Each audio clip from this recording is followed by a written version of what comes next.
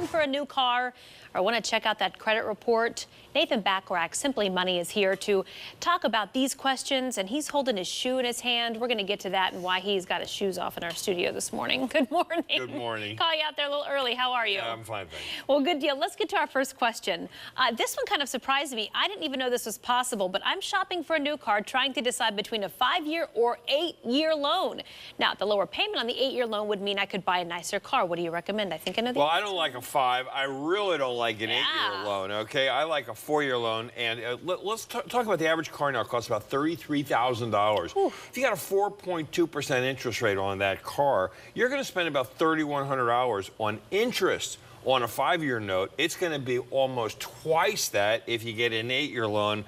I can tell you, if we had a van in our family for 8 years when the kids were young, the last 3 years, you wouldn't want to even get near it. I mean, so here's a Simply Money rule. Okay. It's 20, 10, and 4. Put 20% down on a car.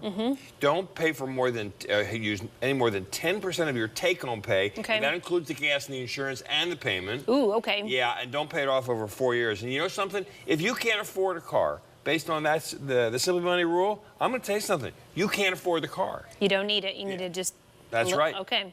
Let's take a look at this next question. I pulled my free credit report, but there is no score. What am I supposed to be looking for here? Well, you're never going to get the score. Unfortunately, that's one thing that you've got to pay for. But the report itself is free. And what you ought to look at are balances. How high are your balances? How much are your balances in relation to the total amount of credit you have? Because that will have a lot to do with what's called your debt utilization. So if you've got $20,000 of credit lines, but you've got $18,000 worth of debt, you've got about 90% of your credit ratio already filled up. That's not a good thing. You want to look at payments. You want to make sure there's no late payments. And by the way, the later the payment, the worse it is on your score. And you want to look for accounts that aren't yours, because that's fraud, and you might not have noticed that one. Where do you want your debt limit at? If you've got, let's say, $20,000 available, where do you want it at? Well, I would love to have it at 10, 15, 20, 25%. Anything 25% or less for sure. By the way, I got to 836 on my credit score. That's the highest I've ever gotten. 850.